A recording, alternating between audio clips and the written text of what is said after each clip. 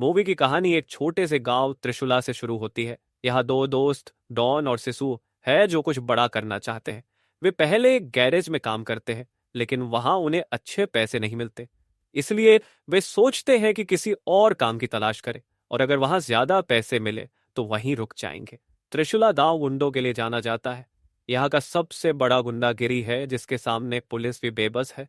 गिरी का गांव पर राज है। फिर एक आईपीएस ऑफिसर गांव आता है और गिरी के बारे में जानकारी इकट्ठा करने लगता है।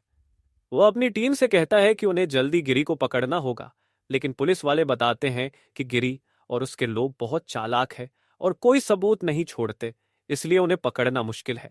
कुछ पुलिस वाले भी गिरी के साथ मिलकर काम करते हैं, जिससे उसे पकड़ना और भी कठिन हो जाता है। आईपीएस ऑफिसर कहता है कि उन्हें गिरी के खिलाफ सबूत ढूंढने चाहिए और उसे हर हाल में पकड़ना चाहिए।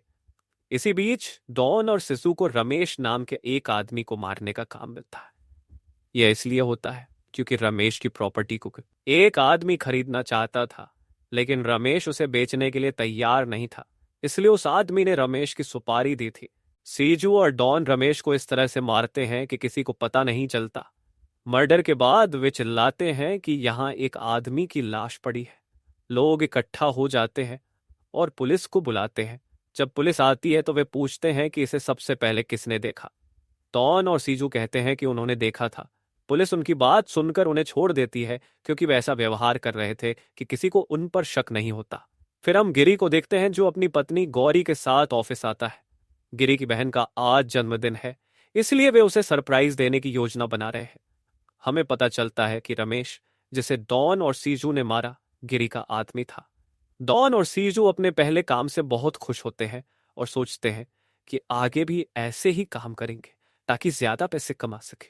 इसके बाद वे एक मॉल में जाते हैं ताकि अपने कपड़े बदल सकें। वहां डॉन गौरी को देखता है और उसे पसंद करता है। वह गौरी को छेड़ने जाता है, लेकिन गौरी गुस्सा होकर उसे थप्पड़ मार देती है और चली जाती है।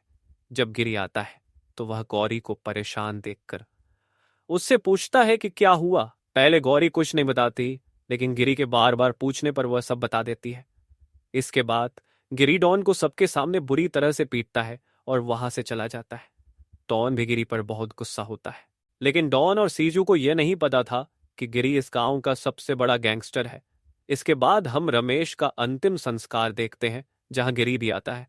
रमेश का बड़ा भाई बहुत दुखी है, क्योंकि उसे लगता है कि किसी ने पैसे के लिए रमेश को मारा है। रमेश की कोई फैमिली नहीं थी, इसलिए उसके भाई को शक है कि किसी को रमेश के पैसे चाहिए थे। फिर हम देखते हैं कि रमेश के बड़े भाई के दो बेटे डॉन और सीजू के पास जाते हैं। हमें पता चलता है कि उन भाइयों ने ही रमेश को मारने की सुपारी दी थी, क्योंकि उन्हें रमेश की प्रॉपर्टी चाहिए थी। वे सोचते हैं कि अगर रमेश मर गया तो उनकी प्रॉपर्टी उनके पिता को मिल जाएगी। इसके बाद उनका प्लान है कि वे अपने दादा को भी मार देंगे, ताकि सारी प्रॉपर्टी उनके पास आ जाए। डॉन और सीजू को इस काम के लिए 1 लाख रुपए मिले थे, लेकिन वे अभी अस्पताल में थे, क्योंकि गिरी ने उन्हें पूरी तरह पीटा था। डॉन गिरी पर बहुत गुस्सा था और वह बदला लेना चाहता था, और सीजू भी उसका साथ देने के लिए तैयार था। अब दोनों मिलकर सबसे पहले गिरी के घर का पता लगाते हैं, जो उन्हें आसानी से मिल जाता है, क्योंकि गिरी बहुत फेमस है। घर देखने के बाद वे लगातार गिरी के घर पर नजर रखने लगते हैं, ताकि पता चल सके कि कब कौन आता है। एक दिन जब गिरी किसी काम से बाहर जाता है, तब घर में गौरी अकेली होती है। यह देखकर डॉन और सीजू घर में घुस जाते हैं। गौरी जब उन्हें देखती है, लेकिन वे उसे पकड़ लेते हैं। डॉन और सीजू गौरी को उसकी साड़ी से बांध देते हैं और कहते हैं कि गिरी ने उन्हें बहुत बुरा पीटा था, अब उसे इसका अंजाम भुगतना पड़ेगा। डॉन गौरी के कपड़े उतारने की कोशिश करता है, जबकि सीजू उसका वीडियो रिकॉर्ड करता है। फिर वे गौरी के साथ गलत करते हैं और वहां से भाग जाते हैं। जब यह सब गिरी को पता चलता है तो वह बहुत शौक में होता है। तभी उसकी माँ आती है और कहती है कि जो भी गौरी के साथ गलत किया है, उन्हें नहीं छोड़ना चाहिए। गौरी गिरी को बताती है कि यह सब मॉल वाले लड़कों ने किया। यह सुनकर गिरी को बहुत बुरा लगता है, क्योंकि उन दोनों ने बदला लेने के लिए ऐसा किया था। गिरी सोचता है कि वह उन दोनों को ऐसी सजा देगा जिसके बारे में उन्होंने कभी नहीं सोचा होगा। वह अपने दोस्तों से कहता है कि वे जल्दी से डॉन और सीजू को ढूंढे। गिरी यह भी तय करता है कि वह पुलिस को इस बारे में नहीं बताएगा, क्योंकि अगर पुलिस ने उन्हें पकड़ लिया तो वे बस जेल में डाल देंगे। गिरी चाहता है कि वह खुद उन्हें सजा दे। गिरी के लोग डॉन और सीजू को हर जगह ढूंढने लगते हैं, जिससे उन्हें छिपकर रहना पड़ता है। गिरी के गैंग में एक पुलिस का खबरी भी होता है, जो सब कुछ पुलिस को बता देता है। इस वजह से पुलिस समझ जाती है कि गौरी के साथ क्या हुआ था। आईपीएस ऑफिसर कहता है कि उन्हें पहले डॉन और सीजू को पकड़ना होगा, ताकि गिरी खुद पुलिस के पास आ जाए। गिरी के लोगों को यह भी पता चलता है कि रमेश को मारने वाले भी योनो थे, और उन्हें यह जानकारी मिलती है कि ये दोनों किस काम से हैं। फिर गिरी के लोग डॉन के गांव जाते हैं और उसके पापा को पकड़ लेते हैं। डॉन के पापा समझ नहीं पाते कि ये लोग कौन है और उन्हें क्यों पकड़ा है। गिरी के लोग उन्हें सब कुछ बता देते हैं, जिससे डॉन के पापा बहुत शौक में होते हैं। उन्हें यकीन नहीं होता कि उनका बेटा ऐसा कर सकता है, लेकिन उन्हें यह नहीं पता था कि डॉन कहाँ है। इसलिए गिरी के लोग डॉन के पापा के फोन से उसे कॉल करते हैं। गिरी का भाई डेवी डॉन के पापा को पीटने लगता है। उनकी चीखें सुनकर डॉन समझ जाता है कि गिरी के लोग उसके पापा को पकड़ चुके हैं। डेवी डॉन को धमकी देता है कि अगर वह और सिजू उसके पास नहीं आए तो वह उसके पापा को मार देगा। यह सुनकर डॉन बहुत गुस्सा हो जाता है। डॉन और सिजू अपने सिम कार्ड फेंक देते हैं और तय करते हैं कि वे गिरी को सबक सिखाएंगे। डॉन का कहना है कि उनकी दुश्मनी सिर्फ उसके और गिरी के बीच होनी चाहिए थी, इसलिए उनके पापा को इसमें नहीं लाना चाहिए था। उन्होंने सिम कार्ड फेंक दिए ताकि गिरी के लोग उन्हें ट्रैक न कर सके। डेवी को पूरा यकीन था कि डॉन और सिजू वहां आएंगे, और उसका यह यकीन सच भी होता है। दोनों वहां आते हैं और डेवी को बहुत टॉर्चर करते हैं, फिर उसे मार देते हैं। जब गिरी को यह बात पता चलती है तो वह बहुत शौक में होता है, क्योंकि वह गांव का सबसे बड़ा गैंगस्टर था और दो छोटे गुंडे उसके साथ ऐसा कर रहे थे। डेवी के मर्डर की खबर सबको पता चल जाती है, इसलिए पुलिस भी वहां आ जाती है। पुलिस वाले भी डॉन और सिजू को पकड़ना चाहते हैं। गिरी अब बहुत परेशान हो रहा था, क्योंकि वह किसी भी हाल में डॉन और सिजू को पकड़ना चाहता था। वह यही सोचते हुए घर जा रहा था। तभी अचानक डॉन और सीजू गिरी पर गोलियां चलाने लगते हैं। ये देखकर गिरी और गुस्सा हो जाता है और उनका पीछा करने लगता है। लेकिन डॉन और सीजू बाइक पर थे, जबकि गिरी कार में था, इसलिए वे उसे चकमा देकर भाग जाते हैं। गिरी को बहुत पछतावा होता है, क्योंकि वे उसके सामने आए थे, फिर भी वह उन्हें पकड़ नहीं पाया। इसके बाद हम पुलिस को देखते हैं, जो रमेश के भाई के बेटों को पकड़ लेती है। पुलिस को पता चलता है कि रमेश को मारने की सुपारी इन दोनों ने ही डॉन और सीजू को दी थी। फिर हम गिरी के साले कुर्ब को देखते हैं, जो डॉन के घर जाता है। वहां वह डॉन के पड़ोसियों को पैसे देता है ताकि अगर डॉन वहां आए तो वे उसे बता दें। जब वह वहां से जा रहा होता है, तभी रास्ते में डॉन और सीजू आते हैं और उसे चाकू से मारते हैं। इसके बाद वे कुर्ब के फोन से गिरी को कॉल करते हैं और बताते हैं कि उन्होंने कुर्ब के साथ क्या किया है।